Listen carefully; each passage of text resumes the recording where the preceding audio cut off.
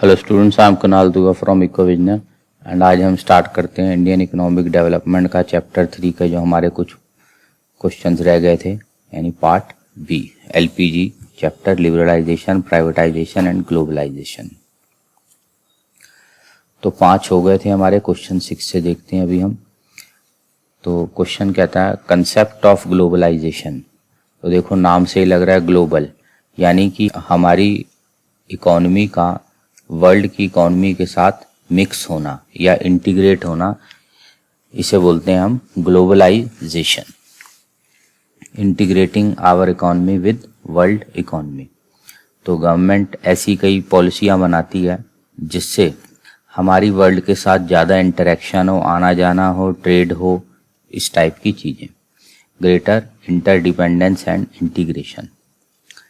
तो और क्या लिख रखा है यहाँ पे कि जो इंडिया में हो रहा है वो इन्फ्लुएंस हो रहा है बाहर की चीज़ों से भी, यानी हमें भी बाहर की सारी नॉलेज है और एक टाइप से यहाँ पर एक ही इकोनॉमी बन रही है, क्योंकि इम्पोर्टेड सामान इंडिया में मिल रहा है, इंडिया का सामान बाहर मिल रहा है। तो एक टाइप से ये एक ही इकोनॉमी होगी, जिसे इन्होंने यहाँ बोल रखा है बॉर्डरलेस वर्ल्ड, यानी कोई बॉर्डर ना हो, सब आपस में एक साथ मिलजुल के रहें, इंडिया के भी लोग और बाहर के भी लोग सब।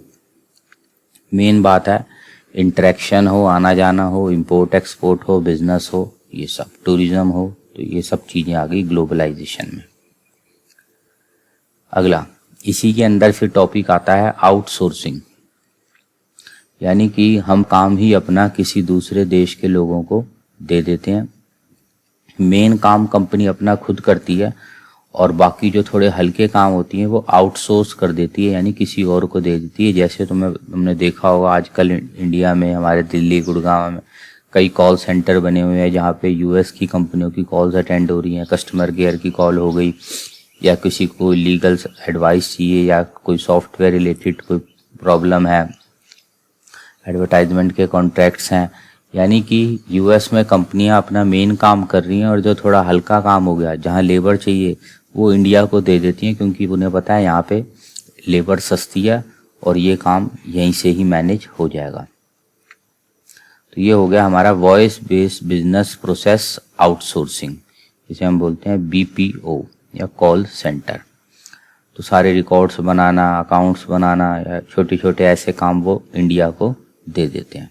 जो डेवलप्ड कंट्रीज़ के लोग हैं, क्योंकि वहाँ लेबर महंगी है, तो वो इंडिया को काम आउटसोर्स कर देते हैं।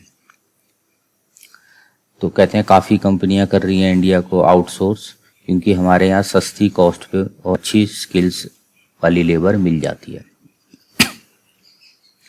तो इसी से ही लिखा हुआ है कि हम एक बाहर के देशों की फेवरेट डेस्टिनेशन बन गए हैं, क्योंकि सही लेबर और सही काम उन्हें इंडिया से सही रेट पे मिल जाता है। अगला वर्ल्ड ट्रेड ऑर्गेनाइजेशन। अब क्योंकि हम ग्लोबलाइजेशन की बात कर रहे हैं, यानी आपस में देशों के बीच में बिजनेस होगा, ट्रेड होगा, तो उसी से कनेक्टेड हम ये बात करेंगे कि सारे ट्रेड का हिसाब रखने वाली है वर्ल्ड ट्रेड ऑर्गेनाइजेशन की, ताकि रूल्स वगैरह सारे सही मेंटेन हों। ये तो होगी जनरल बात। और स्पेसिफिक देखते हैं। WTO बना था 1995 में, और इससे पहले था general agreement on trade and tariff, GATT short में जिसे बोलते हैं। ये 1 मार्कर के लिए पता हो कि WTO ने किसकी जगह ली थी। इससे पहले था हमारा जो general agreement on trade and tariff, उसको रिप्लेस करा था WTO ने। और ये GATT बना था, गैट शॉर्ट बोल लो, 1948 में। और क्यों बना था? तो ये सारे देशों के आपस में जो मल्टीलेटरल ट्रेड एग्रीमेंट्स, यानी देशों के बीच में आपस में जो बिजनेस डील्स हो रही हैं और सबको इक्वल अपॉर्चुनिटी मिले, कोई धोखा ना करे किसी के साथ, ये सारे काम मैनेज करने के लिए ये बना था GATT, या जो कि आज बन गया है WTO।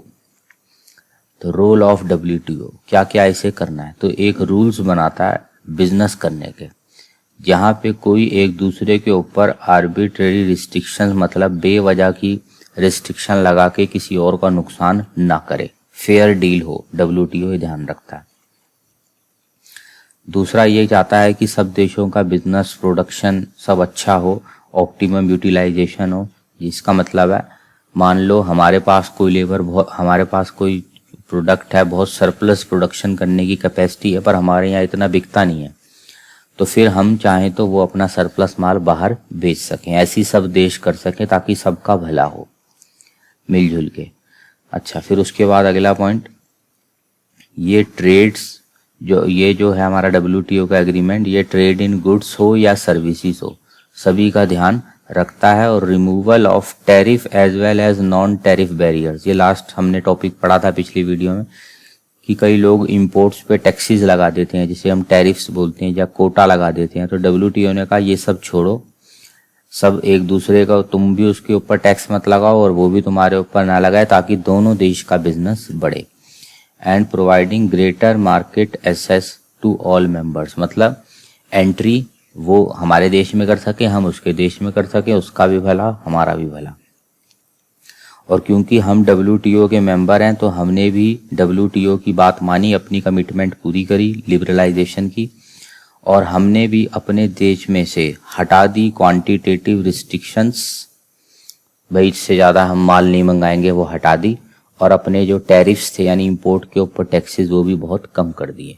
बदले में बाहर के देशों ने भी हमारे ऊपर जो रिस्ट्रिक्शंस लगाई थी वो कम कर दी और टैक्सेस कम कर दिया। तो मिलजुल के WTO कहता है काम करो तो सबका भला होगा। अगला क्वेश्चन 7th क्वेश्चन कह रहा है पॉजिटिव इम्पैक्ट्स बताओ रिफॉर्म्स के 91 के बाद जो भी होए। लिखा वैसे 2015 है, पर इसे हम आज तक की डेट ही कंसिडर करेंगे, क्योंकि हमने सिलेबस को 3 हिस्सों में बांटा हुआ है। एक इंडिपेंडेंस का टाइम, एक 50 से 90 का टाइम, और एक 91 से अभी तक का टाइम।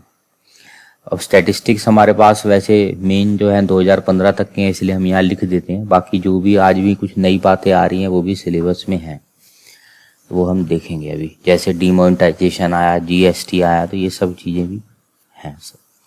तो क्या पॉजिटिव इम्पैक्ट्स रहे 91 के बाद, जब से यानी हमने LPG की पॉलिसी अपनी करी थी।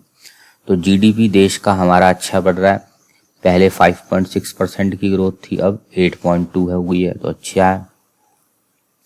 ग्रोथ ऑफ सर्विस सेक्टर, जैसे सबको पता है 3 सेक्टर मेनली होते हैं, प्राइमरी, सेकेंडरी और टर्शरी यानी सर्विस। इंडस्ट्रियल सेक्टर हमारा थोड़ा गड़बड़ है, कभी ऊपर कभी नीचे, पर हमारा जो सर्विस सेक्टर है वो अच्छा चल रहा है, वो लगातार बढ़ता ही जा रहा है। सॉफ्टवेयर हो गया या बैंकिंग सर्विस हो गई, यानी ये सब जो एरियाज हैं हमारे अच्छे चल रहे हैं। अगला फॉरेन डायरेक्ट इन्वेस्टमेंट और जो फॉरेन रिजर्व्स थे हमारे, जैसे तुम्हें याद होगा हमने बोला था 91 में हमें बड़ी प्रॉब्लम हो रही थी, हमारे पास एक्सचेंज रिजर्व्स ख़त्म हो गए थे, इंपोर्ट करने के लिए फॉरेन करेंसी नहीं थी। तो वो धीरे धीरे स्टॉक अब हमारे पास बढ़ने लगा, क्योंकि हमने बाहर से इन्वेस्टमेंट खोल दी, तो बहुत लोगों ने, फॉरेनर्स ने इंडिया में इन्वेस्टमेंट करी, फॉरेन डायरेक्ट इन्वेस्टमेंट। और इंस्टीट्यूशंस ने भी कई इन्वेस्टमेंट करी, फॉरेन इंस्टीट्यूशनल इन्वेस्टमेंट।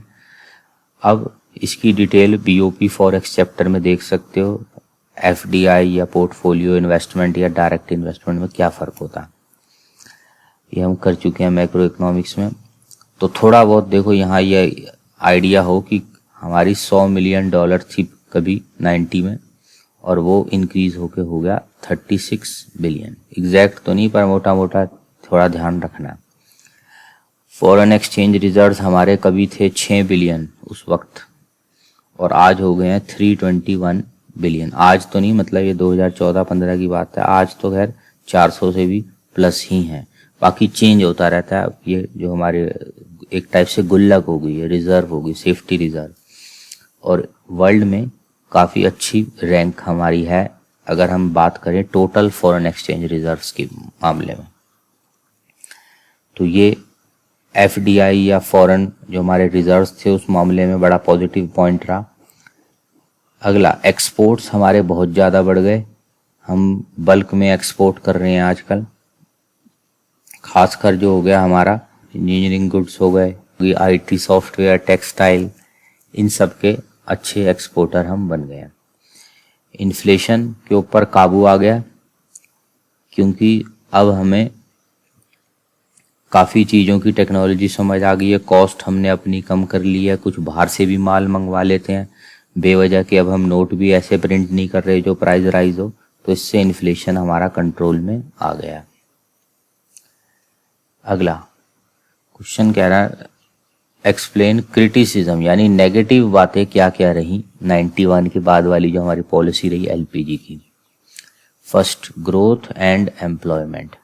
देखो जीडीपी तो हमारा ग्रो कर रहा है, ये बात तो भी हमने पिछले क्वेश्चन में भी देखी थी, पर प्रॉब्लम ये हो रही है कि एम्प्लॉयमेंट जनरेट नहीं हो रही।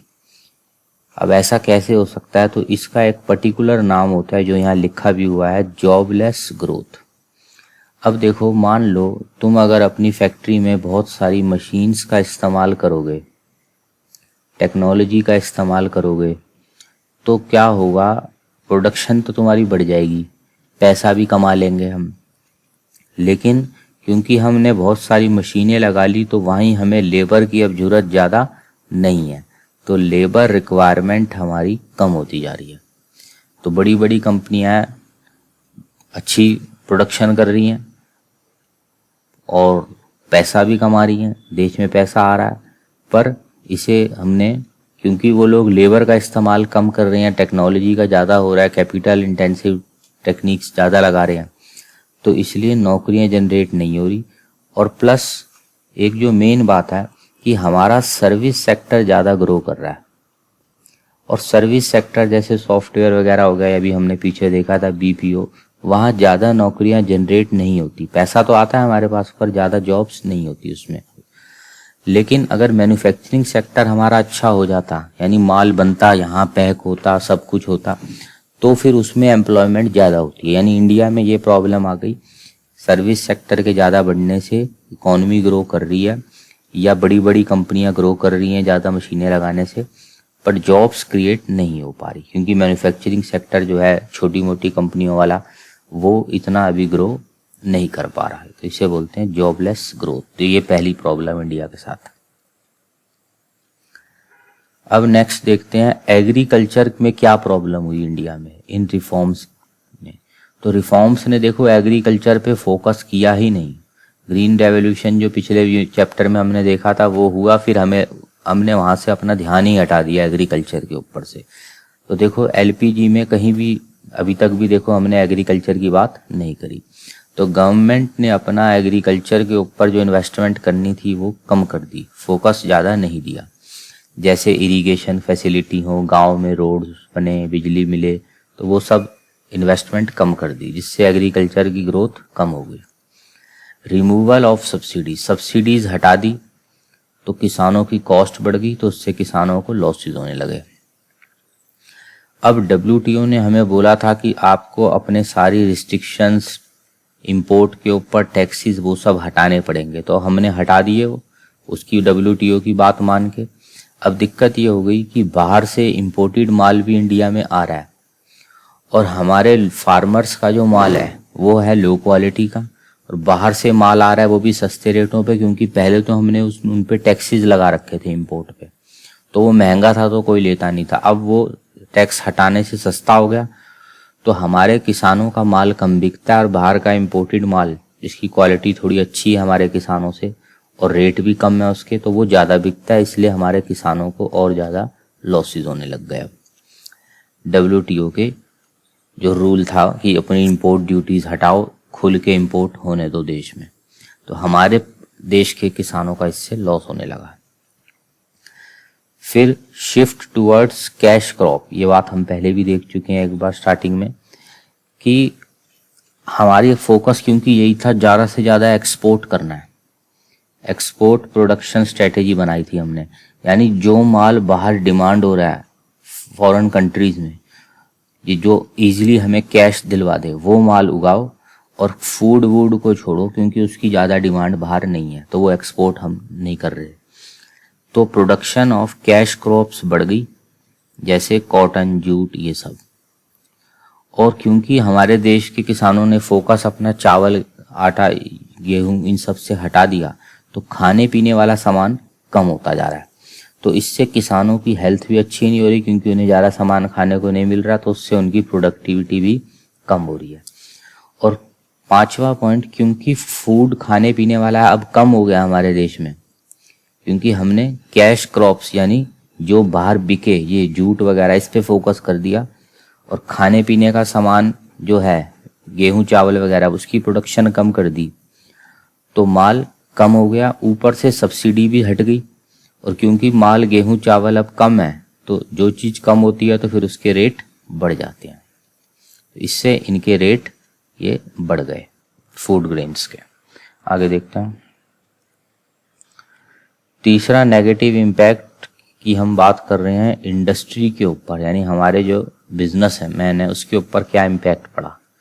तो देखो, जैसे कि किसानों के इस वक्त पड़ा था हमने, वही बात यहाँ पर भी हो गई कि इम्पोर्टेड माल सस्ता आने लगा बाहर से, क्योंकि हमने टैक्सेस हटा दिए थे इंपोर्ट के ऊपर से।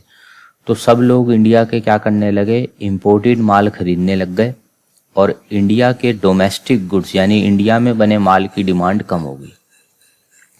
अब अगर डिमांड कम होगी तो फिर बिजनेसमैन को नुकसान होगा, वो बनाएगा भी कम, तो हमारे बिजनेसमैन फ्लॉप होने लगे, बिजनेस कम होने लगे। लैक ऑफ इन्वेस्टमेंट, गवर्नमेंट ने सफिशिएंट इन्वेस्टमेंट नहीं करी एग्रीकल्चर इसके ऊपर, इंफ्रास्ट्रक्चर के ऊपर। इंफ्रास्ट्रक्चर में सब चीज़ें आ गई, इलेक्ट्रिसिटी, रोड्स, बैंक्स, इन सब चीज़ें आ गई। और क्योंकि देश का इंफ्रास्ट्रक्चर कमज़ोर है तो हम फॉरेन कंपनीज के साथ कॉम्पीट नहीं कर सकते, क्योंकि उनके पास इंफ्रास्ट्रक्चर सही है और हमारे पास इंफ्रास्ट्रक्चर ख़राब है, तो हमारी कॉस्ट जो है वो ज़्यादा आएगी। हमारी रोड काम की नहीं, हमारा बिजली लाइट नहीं आती, जनरेटरों से माल बनाना पड़ता है, तो कॉस्टिंग हमारे देश के बिजनेसमैनों की ज़्यादा आती है। और चाइना के वहाँ इंफ्रास्ट्रक्चर बढ़िया है तो उनकी कॉस्ट कम आती है, तो वो उनका माल ज़्यादा बिकता है चाइना का, और हमारा माल कम हो जाता है। यही पॉइंट लिखा हुआ है। कॉस्ट इंडिया के बिजनेसमैनों की ज़्यादा आती है तो उन्हें लॉस होता है। High non tariff barriers by developed countries, देखो हमने तो WTO की बात मान ली और सारे इंपोर्ट्स के ऊपर से टैक्सेस हटा लिए, यानी इंडिया में जो माल आ रहा है बाहर के देशों का उस पर टैक्स ना के बराबर है। पर कई देशों ने क्या करा, हमारा जो माल वहां जा रहा है उसके ऊपर कोई ना कोई रिस्ट्रिक्शन लगा रखी है। जैसे US ने हमारे से जो माल खरीदता है उस पर लिमिट लगा रखी है कि मैं इससे ज़्यादा माल नहीं खरीदूंगा, यानी वो WTO की बात ना मान के हमारे ऊपर तो इम्पोज करवा दी कि रिस्ट्रिक्शन हटा दो सब कुछ, पर खुद नहीं हटा रहा, तो उससे हमें लॉस होने लगा। यानी हमारा माल US में जब बिकेगा तो उस पर तो कोटाज लगेंगे, रिस्ट्रिक्शंस लगेंगे। US वाले जब हमारा अपना माल यहाँ लाएंगे तो वो कहते हैं कि उस पर टैरिफ वैरिफ ना हो, तो ये भी एक दिक्कत आने लग गई इंडिया के सामने। Fourth, vulnerable and infant domestic industries. Infant मतलब छोटे बच्चे हो गए जैसे। तो क्या हुआ, हमारी इंडस्ट्रियां देखो अभी खुली थी 50 के आसपास, अभी पूरी तरह से वो सेट नहीं हो पाई थी, तो हमने 50s में उनको प्रोटेक्टिव एनवायरनमेंट दिया, यानी हमने उन्हें बहुत बचा के रखा कि हम इंपोर्ट्स नहीं होने देंगे, तुम्हें प्रमोट करेंगे, सस्ती बिजली, ये सब लेबर सब देंगे। और 90 के अंदर यानी 40 साल के बाद लगभग हमने मार्केट अपनी खोल दी, यानी फॉरेनर्स को अलाउ कर दिया इंडिया में आए, बिजनेस करें, अपना माल लाएं। तो हमारी कंपनियां अभी इतनी मैच्योर या ग्रो नहीं कर पाई थी कि वो फॉरेन की टॉप मल्टीनेशनल कंपनियों के माल के साथ कॉम्पीट कर पाए। हमारा माल था लोकल, उनका हाईटेक माल, हाई क्वालिटी वाला, तो हमारी कई लोकल कंपनियां जो थी वो फ्लॉप हो गई।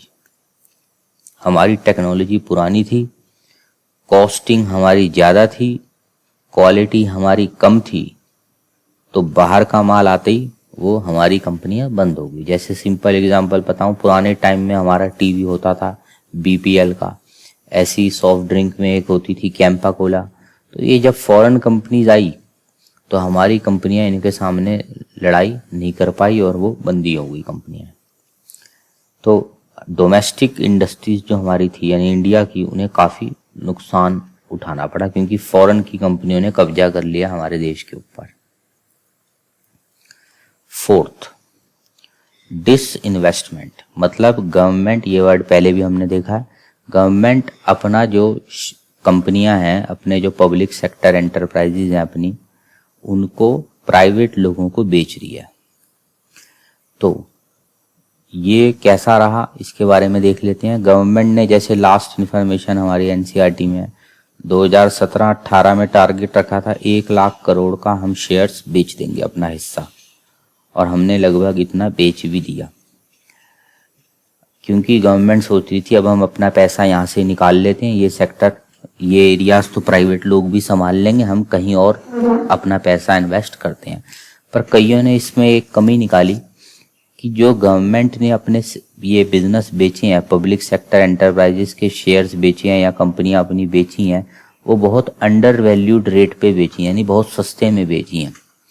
वो बात अलग है। देखो अब ये बातें लिख तो नहीं सकते, पर ये तो होता ही है कि जो प्राइवेट बिजनेसमैन है कई बार पैसे वैसे खिला के गवर्नमेंट के ऑफिसर्स को कोई महंगा आइटम सस्ते रेटों पे खरीद लेते हैं।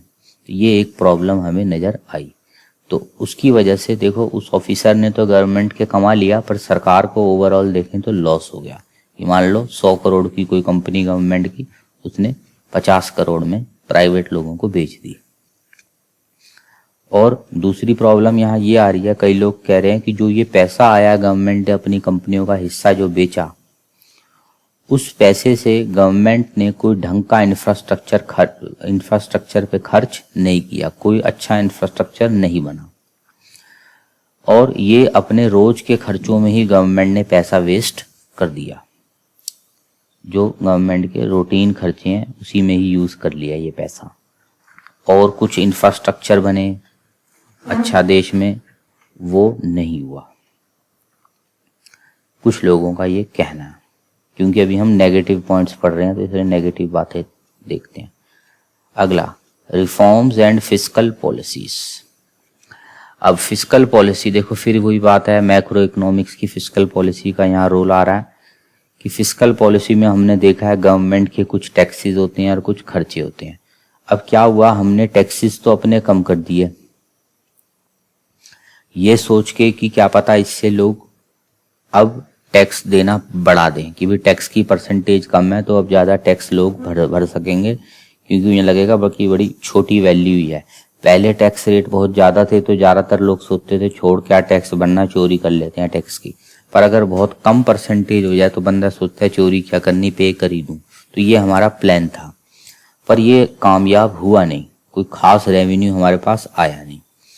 और हमने फॉरेनर्स को इन्वेस्ट करने के लिए लालच दिए, टैक्स के लालच दिए और कई लालच दिए, फैसिलिटीज़ दी कि भाई हमारे देश में आ जाओ, पैसा इन्वेस्ट करो, तुम्हें ज़्यादा टैक्स नहीं देना। तो उससे भी हमारा जो टैक्स कलेक्शन है वो कम हो गई, और क्योंकि अब पैसा ही नहीं है सरकार के पास, टैक्स तो आ नहीं रहे ढंग के, तो गवर्नमेंट कोई डेवलपमेंट और वेलफेयर पे खर्चा अच्छा कर नहीं पा रही। क्योंकि सरकार का देखो कोई ऑफिसर जेब से तो करेगा नहीं, टैक्स आएंगे तभी खर्चा करेगी सरकार, और टैक्स कलेक्शन हो चुकी थी हमारी बहुत कम, तो फिर वेलफेयर पे भी खर्चा नहीं कर पाई सरकारें। अब आगे बढ़ते हैं, कुछ छोटे छोटे डिफरेंसेस हैं। पहला, स्ट्रेटेजिक सेल और माइनॉरिटी सेल। स्ट्रेटेजिक सेल मतलब 51% और मोर हिस्सा सरकार ने बेच दिया अपनी कंपनी का, पब्लिक सेक्टर एंटरप्राइज का हिस्सा प्राइवेट लोगों को बेच दिया। माइनॉरिटी सेल का मतलब हो गया अगर गवर्नमेंट लेस देन 49% अपने शेयर्स बेचे। अब जब ये तो अकाउंट्स वाले बंदे भी जानते होंगे, 51 से ज़्यादा अगर किसी को अपना हिस्सा बेच देंगे तो ओनरशिप उसके हाथ में आ जाएगी जिसको बेचा है, यानी प्राइवेट सेक्टर। और इसमें ओनरशिप अभी भी गवर्नमेंट के हाथ में रहेगी, क्योंकि गवर्नमेंट के पास मेजॉरिटी शेयर्स हैं 51% या उससे ज़्यादा। तो ये हो गया माइनॉरिटी सेल। और देखते हैं, बायलेटरल ट्रेड, यानी दो देशों के बीच में जब कोई एग्रीमेंट होता है, बाय मतलब डबल, तो 2 कंट्रीज, और अगर कोई ऐसा एग्रीमेंट है जो मोर देन 2 कंट्रीज के साथ हो रहा है आपस में मिलजुल के, तो ये हो गया मल्टीलेटरल ट्रेड एग्रीमेंट। इससे दो देशों को इक्वल अपॉर्चुनिटीज मिलती है, और इसमें हर देश को इक्वल अपॉर्चुनिटी मिलती है कि वो हर देश में अपना माल बेच या खरीद सके। आगे देखते हैं, tariff barriers and non tariff. Tariff का मतलब होता है टैक्सेस। तो टैक्स इम्पोज कर दिए हमने इंपोर्ट्स के ऊपर, यानी जितना माल बाहर से इंडिया में आएगा हम उस पर टैक्स लगाएंगे ताकि वो ज़्यादा ना बिक पाए, हमारे देश के लोगों का माल ज़्यादा बिके और इम्पोर्टेड माल ज़्यादा ना बिके। टैरिफ लगा दिए। नॉन टैरिफ मतलब टैक्स तो नहीं लगाया, कुछ और कर दिया हमने किसी और तरीके से। अब वो क्या तरीके हैं तो आगे लिखा है, कोटा लगा दिया, भाई 1 लाख से ज़्यादा पेन हमारे देश में नहीं आएंगे बाहर से, टैक्स तो नहीं लगाएंगे पर मैक्सिमम लिमिट 1 लाख है, या जिसको सरकार के से लाइसेंस है बस वही माल इंपोर्ट करेगा, बाकी कोई और नहीं इंडिया में माल इंपोर्ट करेगा। तो ये भी एक टाइप से हमने इंपोर्ट को रोकने का नॉन टैरिफ बैरियर है। नॉन टैरिफ, टैक्स नहीं लगाया और तरीका। इसमें टैक्सेस लगा देते हैं, टैक्सेस का नाम है कस्टम ड्यूटी या एक्सपोर्ट इंपोर्ट ड्यूटी, ये सब। ये पर यूनिट लगता है, मान लो पर यूनिट 5 रुपये पेन पे, हर यूनिट पे टैक्स लगेगा। पीछे से मान लो पेन 5 रुपये का आ रहा है चाइना से, हम 5 रुपये टैक्स लगाएंगे तो इंडिया में पड़ेगा उसका रेट 10 रुपये।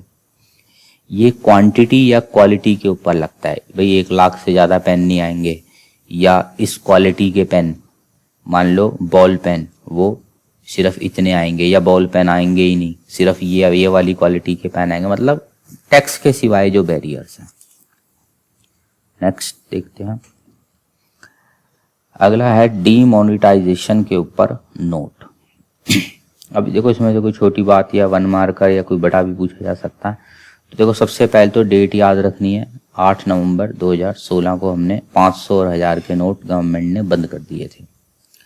बड़े लिमिटेड पर्पस में हम इसको यूज कर सकते थे, जैसे गवर्नमेंट के बिल्स वगैरह हो गए ये सब।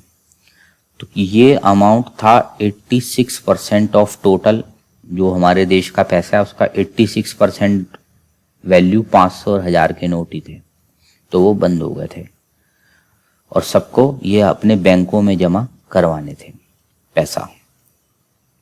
अब क्यों ऐसा सिस्टम लाया गया? ताकि करप्शन रुके, क्योंकि कई लोगों ने ब्लैक का पैसा बहुत इकट्ठा कर रखा था, तो और वो 500 और 1000 के नोट ही लेता है, कोई 1-1 रुपए वाले सिक्के में तो लेगा नहीं ब्लैक मनी अपना, तो वो रोकने के लिए। दूसरा, इलीगल काम हो रहे थे कई, वो रोकने के लिए। तो मेन पर्पस तो था कि गलत बातों को रोकने के लिए गवर्नमेंट ने वो पुराने नोट बंद करे थे। और इससे अभी हम अगले पेज में देखेंगे, ये भी होता कि सब लोगों को, क्योंकि अपना पैसा बैंक में जमा कराना था तो पता चल जाता इससे किसका ब्लैक का पैसा है, किसका वाइट का है, और जिसका चोरी वोरी का था उसने तो फिर फेंका अपना पैसा बचने के लिए, क्योंकि बैंक में डालता तो पकड़ा जाता कि कहाँ से आया इतना पैसा। तो फीचर्स, सबने पैसा अपना बैंकों में डिपॉजिट करा और अपने न्यू नोट्स ले लिए, और ब्लैक मनी वालों को भी करना पड़ा, और उनसे फिर सरकार ने अच्छे टैक्स और पेनल्टियां वसूल करी, तो सरकार की भी इनकम अच्छी बन गई। काफ़ी पैसा लोगों ने जो डाला था वो विड्रॉ भी कर लिया बैंकों से कुछ टाइम में, पर काफ़ी लोगों का ये भी था कि उन्होंने बैंक में ही पड़ा रहने दिया पैसा। अब देखो, बैंक में अगर पैसा पड़ा रहेगा तो उससे बैंकों में मनी सप्लाई बढ़ेगी, और मैक्रो इकोनॉमिक्स में पढ़ा था इससे क्रेडिट मल्टीप्लायर इफेक्ट ज़्यादा आएगा, तो वो देश का भला हो गया। और हमारा पर्पस ये था कि लोग कैश का इस्तेमाल कम से कम करें, ऑनलाइन ट्रांजैक्शंस करें, चाहे पेटीएम करें या और यूपीआई से करें, तो इस टाइप का काम ज़्यादा हो। एक तो सारा सरकार की नज़र में रहेगा, और ऊपर से फिर हमें ज़्यादा नोट छापने की ज़रूरत भी, प्रिंटिंग की ज़रूरत नहीं पड़ेगी। और क्योंकि पैसा अब कैशलेस काम कर रहे हैं तो लोग बैंकों में रखना ज़्यादा प्रेफर करेंगे कि भाई ऑनलाइन ही पेमेंट करनी है, तो बैंक में पैसा पड़ा रहे, और बैंकों में पैसा जितना ज़्यादा होगा फिर वही बात है, क्रेडिट मल्टीप्लायर इफेक्ट उतना ज़्यादा आएगा। अब इससे क्या फ़र्क पड़ा? इंटरेस्ट रेट्स पे वो कम हो गए, और कैश ट्रांजैक्शंस हमारी कम हो गई, बैंक में डिपॉजिट्स बढ़ गए, कितना पैसा आ गया इसीलिए इंटरेस्ट रेट कम हो गए, और लोगों ने बैंक में सेविंग्स अपनी बढ़ा दी। तो यहाँ ये लिख लो, इंटरेस्ट रेट्स कम हो गए थे, अभी तक भी वैसे तो कम ही चल रहे हैं। प्राइवेट वेल्थ यानी लोगों की जो प्रॉपर्टी की वैल्यू वगैरह है वो कम होगी। रियल एस्टेट में प्रॉपर्टी के रेट्स कम हो गए, या और भी किसी जो वेल्थ थी वो कम हो गई। पब्लिक सेक्टर, गवर्नमेंट को तो खैर कोई फर्क इससे नहीं पड़ा। डिजिटल ट्रांजैक्शन हमारे देश में बढ़ गई, वैसे इतनी डिटेल में लगता नहीं है अभी तक तो कुछ। इस साल जब ये आया था सिलेबस में हमारे 12th के तो सैम्पल पेपर में या बोर्ड के पेपर में ऐसी कोई डिटेल के क्वेश्चन तो नहीं थे, पर दे रखा है तो फिर इसलिए एक बार बस कर देते हैं। टैक्स कलेक्शन, क्योंकि काफ़ी लोगों ने अपना ब्लैक का पैसा जमा कराया तो टैक्स कलेक्शंस तो बढ़ गई।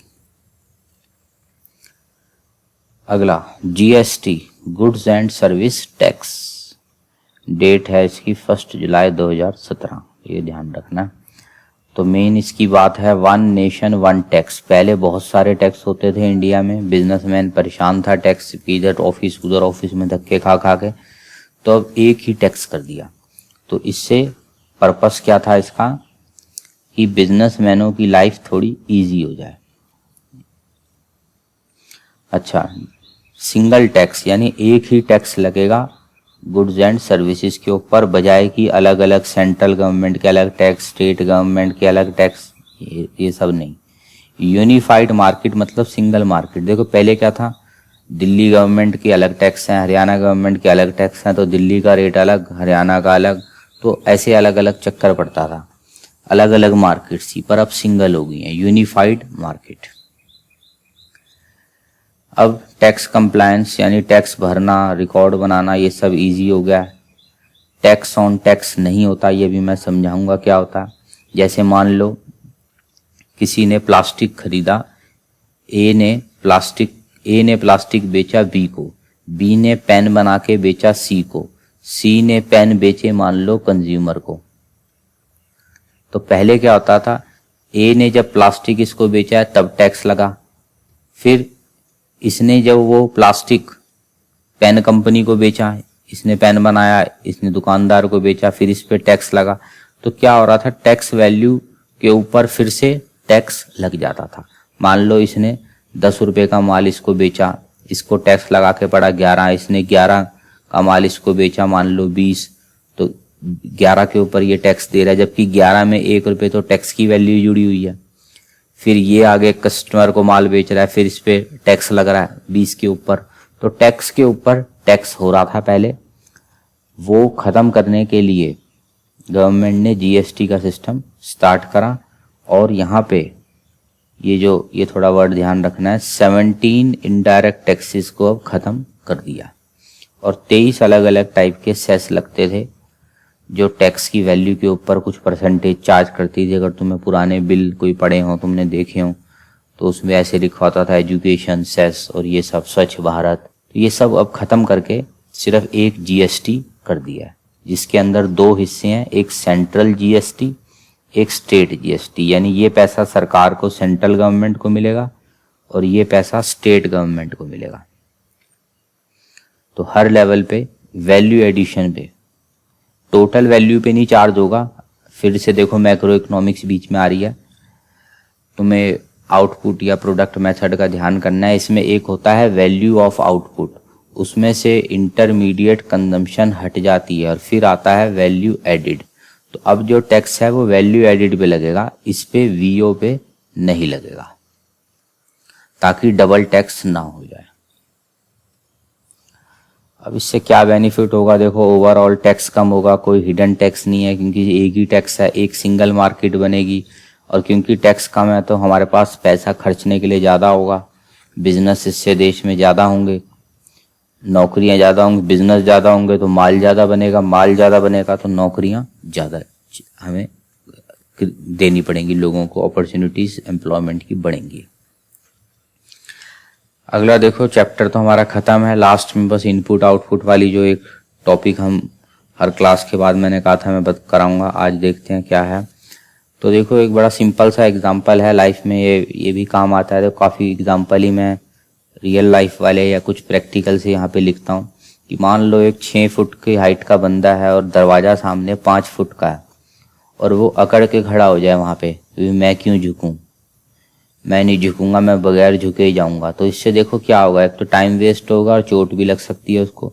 6 फुट का बंदा 5 फुट में सीधा ही चलता चले जा रहा है, तो अड़ने से काम नहीं बनेगा, थोड़ा झुक जाते हैं तो काम बन जाता, चोट भी ना लगती, टाइम भी वेस्ट ना होता है। ऐसी लाइफ में भी देखो कई बार सिचुएशन ऐसी आ जाती हैं जहाँ पे अगर हम अड़ के खड़े हो जाएं और झुके ना तो गड़बड़ हो जाती है। टाइम भी वेस्ट होता है और हमें मेंटल चोट भी आती है दिमाग पे, परफॉर्मेंस भी हमारी खराब होती है। तो कई बार अगर झुकना भी पड़ जाए, बेंड आवरसेल्फ, थोड़ा सा फ्लेक्सिबल हो जाओ, झुक जाओ और चुपचाप अपना सिचुएशन पार कर लो, ना तो टाइम वेस्ट होगा ना दिमाग पे कोई चोट आएगी। तो ये एक एग्जाम्पल थोड़ा ध्यान रखो कि भाई हमें मकसद पे पहुंचना है। लास्ट क्लास में भी बताया था, मकसद ध्यान में रखो और कहीं फ्लेक्सिबल होना पड़े तो हो जाओ, क्योंकि हमें टाइम वेस्ट और अपने दिमाग पे ज़्यादा प्रेशर नहीं डालना, मंजिल पे पहुंचना है। तो ये हमारा चैप्टर ख़त्म हुआ। आज की क्लास यहीं तक रखते हैं, नेक्स्ट क्लास में हम नेक्स्ट चैप्टर लेंगे। ठीक है, थैंक यू।